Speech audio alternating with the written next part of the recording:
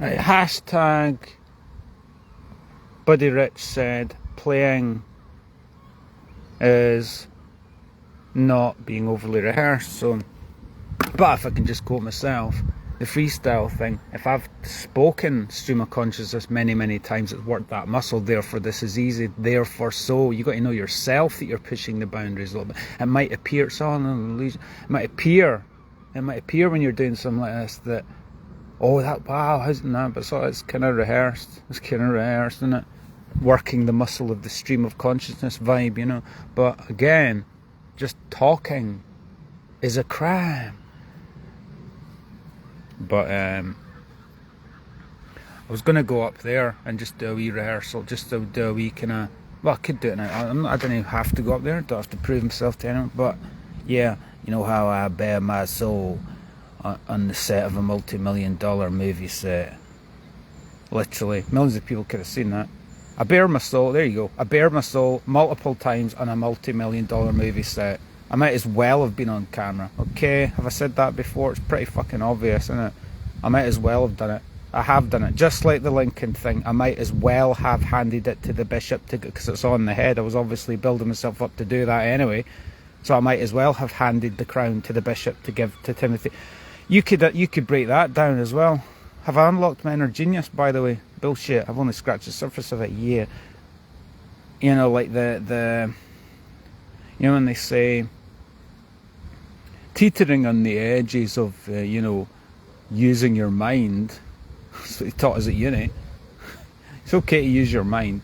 It's okay to work your mind. Your mind is a, you know, muscle, needs to be worked. It's all a balance though, isn't it? But I might as well have handed the crown to the bishop to give to. So you've basically seen me being the local hero. Imagine it. I might as well have done it because I did it in my head anyway. They asked me to do it. And again, the humiliation ritual, let's break that down. You could say, was it a humiliation ritual? See, there's loads of different ways to explore it. You could go, was it a humiliation ritual just to see whether it's made of that stuff, and then we get you to do something a bit lesser. In other words, overqualified for position, then you'll be able to do, if you ask him to do Z, but nah, no doing that, just fucking with you.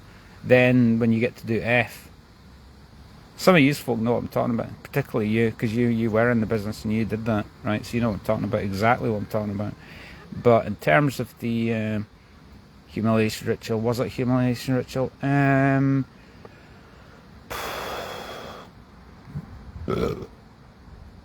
Yeah, I might as well have done it. It's training in and of itself.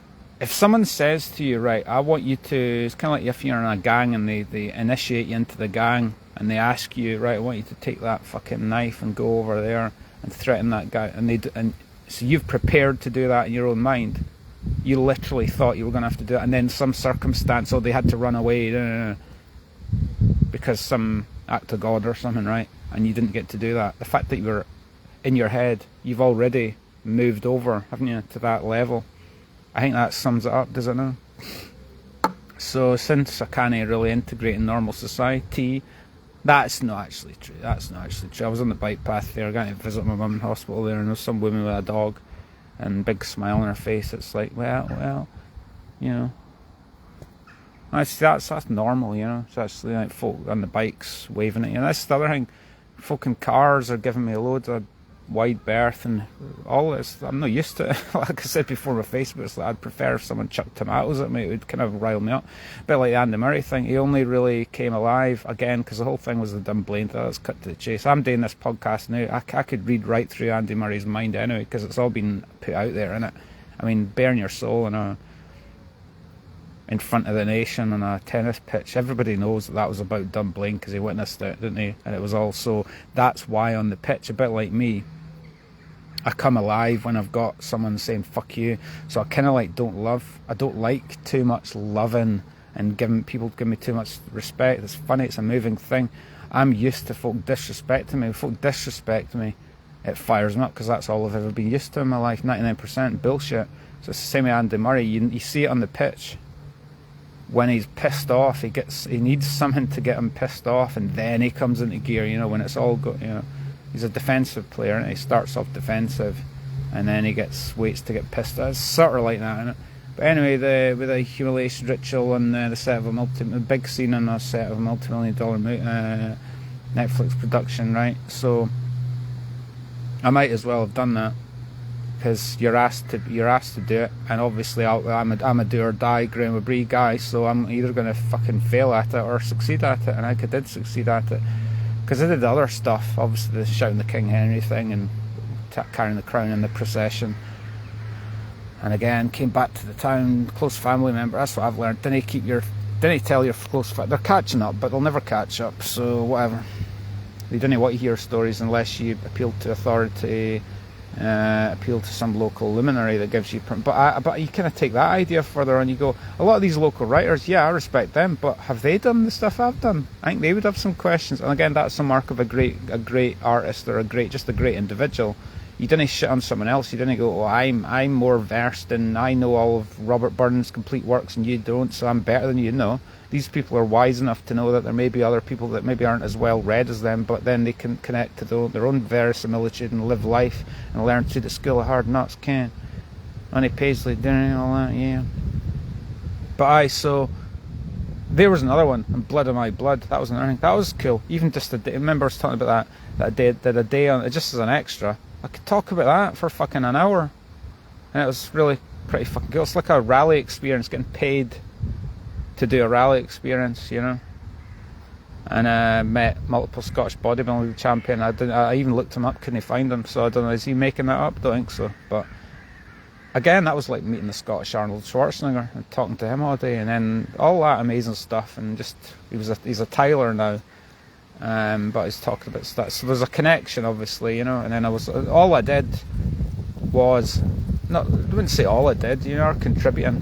Small scene in the tavern, standing at the bar. But again, when they were putting, it was a wig they gave me, and it looked like the way my hair used to be, all kind of, and it's kind of getting back to that now. So it was kind of messy, kind of longish type, and the wig that they put on, it was fucking class, because the way that the guy, even, I'm telling you, everything to do with the fucking experience is quite mind-blowing. The way that the hairdresser, the hair and makeup dude, was placing it slowly on my head, that was ritualistic. It was like he was placing a crown on my head. But again, you know, guess that must make me the fucking chosen one, you know. Considering, you know, I served the chosen one, Chalamet, on that. Again, I could talk about that for fucking ages, watching that over and over and over and over and over again. Them filming, you could hear a pin drop, you know, all the stuff that they filmed that they don't use. It was really quite whoa, watching them filming him slowly kneeling on the ground with his top off, and it's really quite ritualistic, very ceremonial, religious experience, you know. So it's that kind of thing. It's like, oh, well, I'm head supporting artiste on this thing, asked to carry the crown, so quite an honour, really, isn't it? But again, I'm glancing at this. I'm enjoying talking about these things. It's actually helping heal some of the shit, you know. But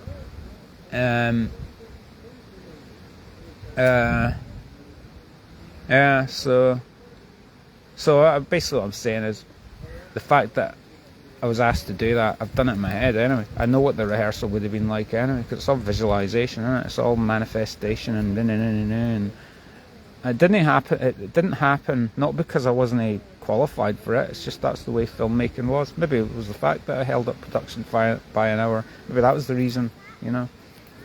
But it would have been quite. But again, I've done it in my head anyway. It would have been like, right, can we just stand over here and then hold that and do that, and just kind of wanted to just, and they do it take after take. Imagine the acting training that is top. That is the biggest stage. Imagine that. So, but here's a thought experiment. What would have happened if they'd actually filmed, if I'd actually done that, and they'd filmed it and used it, and you see my face and there's me, you know. So that kind of shit. Is that awesome enough for you, people? You know. Anyway, I was going to do a thing. I'm going up the bandstand. That's kind of what I was going to say, right? Given the fact that I've been through these experiences on Outlaw King and the rest, right? I think standing up in front of a wee crowd in Dumfries Theatre Royal doing a sport and motivational show, talking about nothing but stuff that I'm intimately knowledgeable about, and doing all the performance stuff. Again, putting all the glory. It'd be like a glorious, whoa, this is my time to shine, you know, that kind of thing. Which, you know, it'd be easy, like I say, when you bared your soul on a set of a multi-million-dollar movie set.